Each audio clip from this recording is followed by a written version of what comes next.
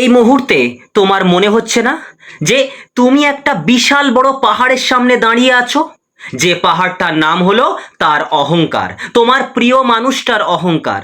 তুমি যতবার ওই মানুষটার কাছে যাচ্ছ, সে তোমাকে এমনভাবে অবহেলা করছে যেন তুমি রাস্তার কোনো ধুলো।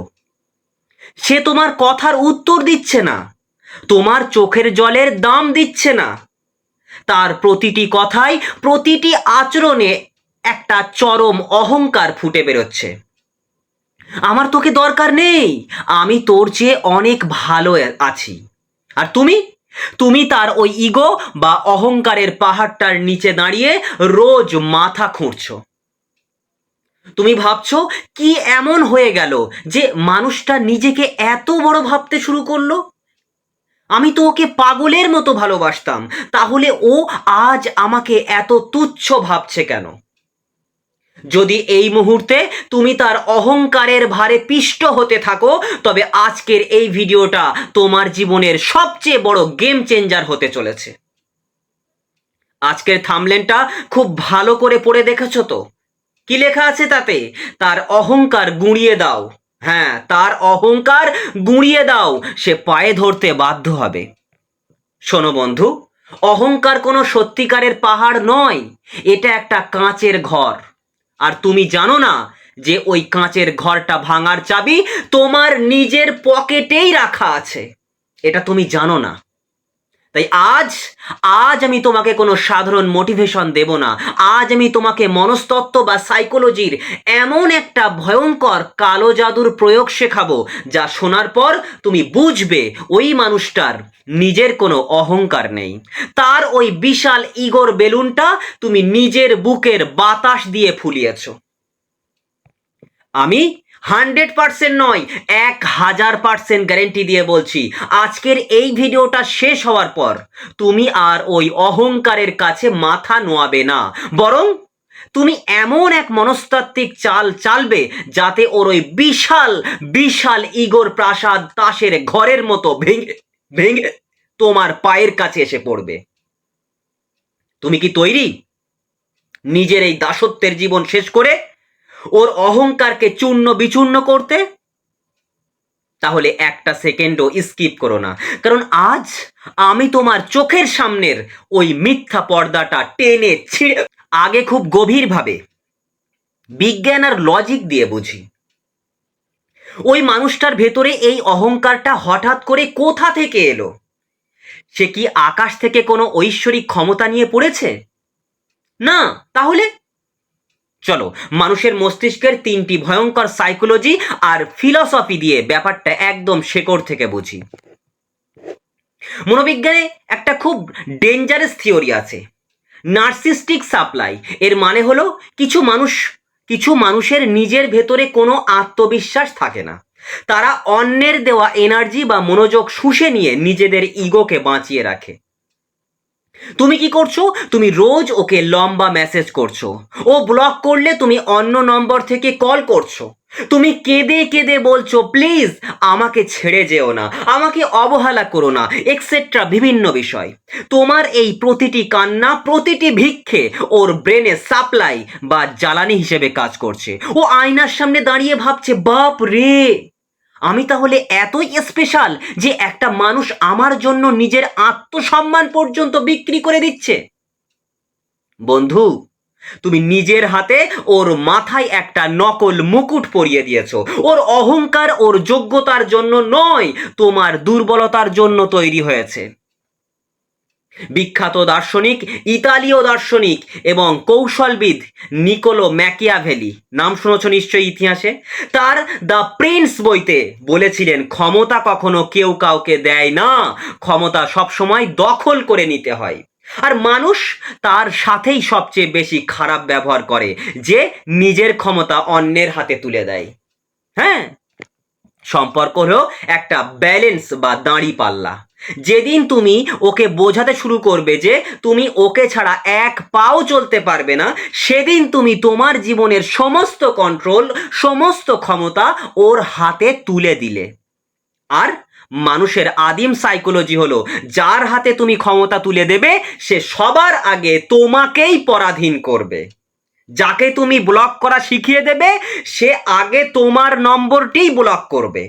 তুমি ওকে ঈশ্বর বানিয়েছো, আর ও সেই ঈশ্বরের ক্ষমতায় অন্ধ হয়ে তোমাকে দাস হিসেবে ট্রিট করছে। ওর অহংকার আসলে তোমারই দেওয়া অতিরিক্ত গুরুত্বের ফসল। হ্যাঁ, ওর অহংকার আসলে তোমারই দেওয়া অতিরিক্ত গুরুত্বের ফসল। তুমি খেয়াল করেছো, যখন তুমি কারোর পেছনে পাগলের মতো ছোট, তখন সে নিজেকে খুব দামি ভাবতে শুরু করে। সাইকোলজিতে একে বলে সুপ্রিয়রিটি ইলিউশন। ও ভুলে গেছে যে ওর ভেতরে হাজারটা খুঁত আছে, ওর ভেতরে হাজারটা উইকনেস আছে। ও ভুলে গেছে যে ও একটা সাধারণ মানুষ। কেন ভুলে গেছে? কারণ তুমি ওর ভুলগুলোকে ইগনোর করে ওকে একটা নিখুঁত দেবতার আসনে বসিয়ে পুজো করছো। তোমার এই পুজো ওর ব্রেনে একটা ভ্রম বা ইলিউশন তৈরি করেছে যে ও সত্যিই তোমার চেয়ে অনেক উপরের লেভেলের কেউ। হ্যাঁ, তুমি মানতে না চাইলেও তোমার গলা টিপে আমি মানাবো, এটাই সত্যি। তুমি একটা হট এয়ার বেলুন, মানে হট এয়ার বেলুনে আগুন জ্বালিয়েছো। তুমি যত নিচে থেকে তাপ দিচ্ছ ওর ইগোর বেলুনটা তত উপরে উঠছে, আর ও ওপর থেকে তোমার দিকে তাকিয়ে তাচ্ছিল্যের হাসি হাসছে। সব তো বুঝলে বন্ধু।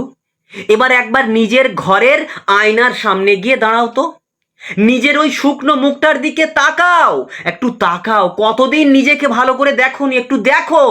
ওই ভেতরে যে মানুষটা দেখা যাচ্ছে ওটাই তোমার আপনজন। এই পৃথিবীতে ওই মানুষটার চেয়ে আপন এই পৃথিবীতে আর কেউ হবে না, হবে না, হবে না। ওই মানুষটা কি তুমি চেনো?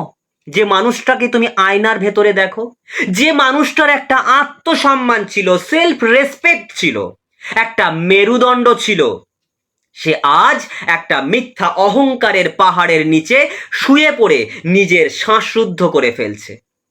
কার অহংকারের জন্য তুমি কাঁদছো বন্ধু? কার অহংকারের জন্য তুমি কাঁদছো? এমন একটা মানুষের জন্য যার নিজের কোনো যোগ্যতাই নেই, যার ওই বিশাল ইগোটা শুধুমাত্র তোমার ভিক্ষে করা ভালোবাসার ভিতে দাঁড়িয়ে আছে। তাই জার্মান দার্শনিক ফ্রেডরিক নিটসে বলেছিলেন, সবচেয়ে বড় অহংকার আসলে লুকিয়ে থাকে সবচেয়ে বড় দুর্বলতার আড়ালে। ওর ওই অহংকারটা হলো একটা ফাঁপা বেলুন, আর তুমি একটা সূচ। তুমি চাইলে 1 সেকেন্ডে ওই বেলুনটাকে ফাটিয়ে মাটিতে নামিয়ে আনতে পারো, আছড়ে ফেলতে পারো মাটিতে, কিন্তু তুমি সেটা না করে নিজে সেই বেলুনের নিচে দাঁড়িয়ে কাঁদছো। অনেক হয়েছে বন্ধু, অনেক হয়েছে। নিজের আত্মসম্মানকে পায়ে মারানো অনেক হয়েছে, অনেক হয়েছে একটা সস্তা মানুষকে ঈশ্বরের আসনে বসানো। এবার খেলা ঘুরবে। এবার আমি তোমাকে সেই 100% নয়, মানে কি বলবো, 1000% গ্যারেন্টি দিয়ে বলবো, এমন কিছু ব্রহ্মাস্ত্রগুলো শেখাবো যা প্রয়োগ করলে আগামী কয়েক সপ্তাহের মধ্যে ওর ওই ফাঁপা অহংকার তাসের ঘরের মতো গুঁড়িয়ে পড়বে তোমার পায়ের কাছে। আমি তোমাকে হাতে ধরে শেখাবো কিভাবে ওই নার্সিস্টিক সাপ্লাই বা জ্বালানিটাকে এক লহমায় বন্ধ করে দিতে হয়। তোমার একটাও শব্দ খরচ করতে হবে না, শুধু তোমার কয়েকটা মনস্তাত্ত্বিক চালে ওর ওই অহংকারের পাহাড় ধসে পড়বে এবং ও নিজের ভুল বুঝতে পেরে তোমার পায়ের কাছে এসে ভিখারির মতো বসে কাঁদবে, বাধ্য হবে তোমার পায়ের কাছে বসতে। তুমি কি তৈরি ওর ওই ইগোর বেলুনটা ফাটাতে? তুমি কি তৈরি নিজের ওই পুরনো রাজকীয় আত্মসম্মানটা বা সেলফ রেসপেক্টটা আবার ফিরে পেতে সেই সত্যিকারের ভালোবাসা? যদি তোমার ভেতরে একটুও আত্মসম্মান বেঁচে থাকে, যদি তোমার রক্তে একটুও জেদ বাকি থাকে, তবে তোমার জীবনটা অনেক অনেক বেশি পাল্টে যাবে। তো আমি তোমাকে পুরো বিষয়টা একেবারে হাতে ধরে শিখিয়ে দেব। তো নিজের চোখের জলটা মুছে ফেলো, কারণ রাজা বা রানীর চোখে জল মানায় না, তাদের চোখে শুধু আগুন মানায়। আগুন, কি বললাম বুঝতে পেরেছো? এতক্ষণ ধরে তুমি আমার ভিডিওগুলো দেখছো, আমি বুঝতে পারছি তুমি তোমার ওই পুরনো দুর্বল আমিটাকে মেরে ফেলে ওর অহংকারের পাহাড়টাকে ধুলোয় মিশিয়ে দিতে চাইছো। তো আমরা প্রথমেই বুঝেছিলাম ওর অহংকার আসলে ওর নিজের তৈরি নয়, সেটা তোমার দেওয়া অতিরিক্ত গুরুত্বের ফসল। তাই না? তুমি ওকে রোজ স্পেশাল ফিল করিয়েছো, আর ও সেই সুযোগে তোমার মাথার ওপর চেপে বসেছে। তাই আজ এই মুহূর্ত থেকে আমরা এমন কিছু মনস্তাত্ত্বিক ব্রহ্মাস্ত্র প্রয়োগ করব যা ওর ইগোর সাপ্লাই বা জ্বালানিটাকে এক লহমায় বন্ধ করে দেবে। প্রথম ব্রহ্মাস্ত্র, মনোবিজ্ঞানে একটা কথা আছে, যে আচরণে তুমি মনোযোগ দেবে সেই আচরণ তত বাড়বে। তুমি ওর অবহেলায় কেঁদেছো, ফলে ওর অবহেলা বেড়েছে। আজ থেকে তোমার প্রথম কাজ হলো সম্পূর্ণ প্রত্যাহার বা উইথড্রল করে নেওয়া। ওর অহংকার হলো একটা আগুনের মতো। তুমি যত ওকে মেসেজ করবে, যত ওর কাছে কৈফিয়ত চাইবে, তুমি আসলে ওর আগুনে কাঠ ফেলে যাচ্ছ। আজ থেকে কাঠ ফেলা বন্ধ করো। তোমার তরফ থেকে ওর দিকে বিন্দুমাত্র কোনো এনার্জি যাবে না। তুমি এমনভাবে নিজের জীবন থেকে ওকে কাট অফ করবে, কেটে ফেলবে, যেন ওর অস্তিত্ব কোনো দিন ছিলই না। তুমি একেবারে স্তব্ধ হয়ে যাবে, পিন পতনে স্তব্ধ হয়ে যাবে। যখন ও দেখবে যে মানুষটা কাল পর্যন্ত ওর জন্য পাগল ছিল, সে হঠাৎ করে এত শান্ত হয়ে গেল কিভাবে, তখন ওর ব্রেনে প্রথম শর্ট সার্কিটটা হবে। ওর মনে হবে, আমার কন্ট্রোল কি তাহলে শেষ হয়ে গেল? এই প্রশ্নটা ওর ইগোতে একটা বিশাল হাতুড়ির ঘা মারবে। দ্বিতীয় ব্রহ্মাস্ত্র, ও তো ভেবে বসে আছে ও চলে গেলে তুমি দেবদাসের মতো রাস্তায় রাস্তায় ঘুরবে, তোমার জীবন শেষ হয়ে যাবে। এবার ওর এই চিন্তাধারাটাকে ওরই মুখে ছুঁড়ে মারো। তুমি তোমার কাজে ফোকাস করো, নিজের পড়াশোনা বা জীবনের নির্দিষ্ট লক্ষ্যে এমনভাবে ডুবে যাও যেন তুমি এক নতুন মানুষ, একটা অসাধারণ, শান্ত এবং স্নিগ্ধ গম্ভীর প্রকৃতির মতো নিজেকে নতুন করে গুছিয়ে নাও। যখন ও দূর থেকে দেখবে যে ওকে ছাড়া তুমি আরো সুন্দর, আরো সফল এবং আরো উজ্জ্বল হয়ে উঠছো, তখন ওর ব্রেনে শুরু হবে কগনিটিভ ডিস্ট্যান্স বা চরম বিভ্রান্তি। মানুষের সাইকোলজি হলো, সে যখন দেখে তার ছেড়ে যাওয়া জিনিসটা অন্যের কাছে বা নিজের থেকে এত মূল্যবান হয়ে উঠেছে, তখন তার ভেতরে একটা লস অ্যাভ্রেশন বা হারানোর তীব্র যন্ত্রণা তৈরি হয়। ওর মনে হবে, আমি কি ভুল করলাম? আমি কি একটা হিরে চিনতে ভুল করলাম? আমি একটা সঠিক মানুষকে চিনতে ভুল করলাম? এই যে অনুশোচনা, এই অনুশোচনা ওর অহংকারকে তিলে তিলে পোড়াতে শুরু করবে। তৃতীয় ব্রহ্মাস্ত্র, মহাপণ্ডিত চাণক্য বলেছিলেন, লোহার অহংকার ভাঙতে যেমন আগুন লাগে, তেমনি মানুষের অহংকার ভাঙতে লাগে চরম নির্লিপ্ততা বা নীরবতা। যখন তুমি এই উইথড্রলটা চালিয়ে যাবে, তখন একটা সময় আসবে যখন ওর অহংকার পুরোপুরি ধসে পড়বে। ওর ওই নার্সিস্টিক সাপ্লাই বন্ধ হয়ে যাওয়ায় ও শ্বাস নেওয়ার জন্য ছটফট করবে, আর তখন ও কোনো না কোনো ছুতোয় তোমার কাছে ফিরে আসার চেষ্টা করবে। হয়তো একটা মেসেজ করবে বা বন্ধুদের দিয়ে খবর নেবে। ঠিক এখানেই তোমাকে প্রয়োগ করতে হবে ইমোশনাল মিররিং, অর্থাৎ তুমি ওর দিকে ফিরে তাকাবে ঠিকই, কিন্তু তোমার চোখে কোনো আবেগ থাকবে না। কি বললাম?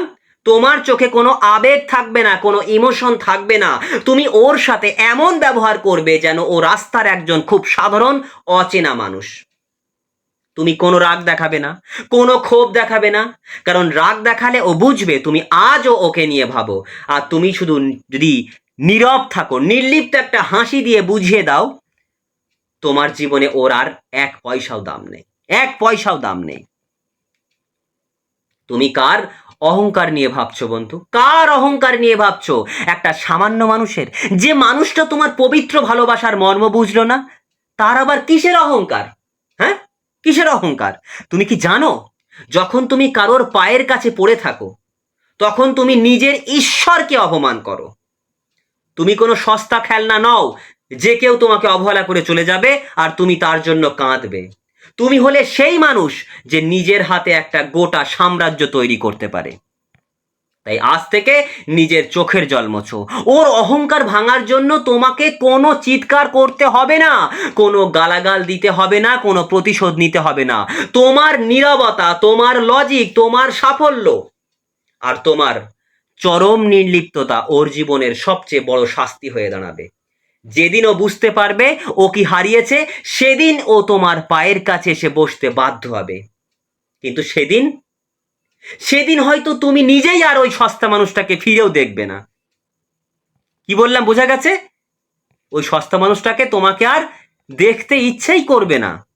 ও তোমার পায়ের কাছে এসে বসতে বাধ্য হবে বন্ধু। তাই ভিডিওর একদম শেষ প্রান্তে এসে এতক্ষণ তো আমরা ওর অহংকার ভাঙার কথা বললাম, ওর পায়ে ধরার কথা বললাম, কিন্তু বন্ধু আজ এই নিস্তব্ধতায় আমি তোমার জেদ বা অহংকারের সাথে নয়, সরাসরি তোমার সেই পবিত্র আত্মার সাথে কথা বলতে চাই, যে আত্মাটা গত কয়েক মাস ধরে একটা অন্ধকার ঘরে গুমরে গুমরে কাঁদছে। একটুখানি শান্ত হও, নিজের বুকের বাঁ দিকটায় একবার হাত রাখো, চোখটা বন্ধ করো, চোখটা বন্ধ করো। কি শুনতে পাচ্ছ? একটা স্পন্দন, তাই না? এই স্পন্দনটা কার? এই জীবনটা কার? যে মানুষটা অহংকারে অন্ধ হয়ে তোমার এই সুন্দর মনটাকে দুমড়ে মুচড়ে দিয়ে চলে গেল, এই স্পন্দনটা কি তার ভিক্ষে দেওয়া কোনো জিনিস? না বন্ধু, না। এই স্পন্দনটা তোমার নিজের, এই স্পন্দনটা তোমার আর তোমার ঈশ্বরের মাঝখানের একটা পবিত্র সুতো। তুমি কেন কেন একজন বিশ্বাসঘাতক স্বার্থপর মানুষের জন্য নিজের ওই ঐশ্বরিক স্পন্দনটাকে থামিয়ে দিতে চাইছো কেন? জাপানে একটা অত্যন্ত চমৎকার এবং প্রাচীন শিল্প আছে, যার নাম কিনসুকুরোই। জানো কি এটা কি? জাপানিরা যখন তাদের কোনো মহামূল্যবান কাঁচ বা মাটির পাত্র হাত থেকে ভেঙে ফেলে, তখন তারা সেই ভাঙা টুকরোগুলোকে ডাস্টবিনে ছুঁড়ে ফেলে দেয় না। তারা ওই ভাঙা পাত্রের টুকরোগুলোকে একসাথে করে তার ফাটলগুলোতে তরল সোনা ঢেলে আবার নতুন করে জোড়া লাগায়। এর ফলে কি হয় জানো? ওই পাত্রটা যখন জোড়া লাগে তখন তার গায়ে সোনার ওই ফাটলগুলো একটা অদ্ভুত সুন্দর নকশা তৈরি করে। আর ভাঙার আগে পাত্রটার যা দাম ছিল, সোনা দিয়ে জোড়া লাগার পর তার দাম এবং সৌন্দর্য হাজার গুণ বেড়ে যায়। তোমার জীবনটাও আজ ঠিক ওই জাপানি পাত্রটার মতোই। ওই অহংকারী মানুষটা তোমার মনটাকে হাত থেকে ফেলে টুকরো টুকরো করে ভেঙে ভেবেছিল তুমি বোধহয় ডাস্টবিনের জঞ্জাল হয়ে গেলে। ও ভেবেছিল তুমি শেষ। কিন্তু ও জানতো না বন্ধু, তোমার জীবনের আসল কারিগর ও নয়। তোমার জীবনের কারিগর স্বয়ং ঈশ্বর। ঈশ্বর নিজে হাতে তোমার ওই ভাঙা মনের টুকরোগুলোকে কুড়িয়ে এনেছেন, আর এখন তিনি তোমার ওই যন্ত্রণার ফাটলগুলোতে নিজের আশীর্বাদের তরল সোনা ঢেলে তোমাকে আবার নতুন করে জোড়া লাগাচ্ছেন। তুমি ভাঙনি বন্ধু, তুমি ভাঙনি। তুমি আগুনে পুড়ে যন্ত্রণায় ফালা ফালা হয়ে এখন সোনার মতো দামি হচ্ছ। তোমার এই নতুন রূপটা দেখে যখন দুনিয়ার সামনে আসবে, তখন ওই মানুষটার চোখ ধাঁধিয়ে যাবে। তাই রোমান সম্রাট এবং বিখ্যাত স্টোইক দার্শনিক মার্কাস অ্যারেলিয়াস একটা অসাধারণ কথা বলেছিলেন।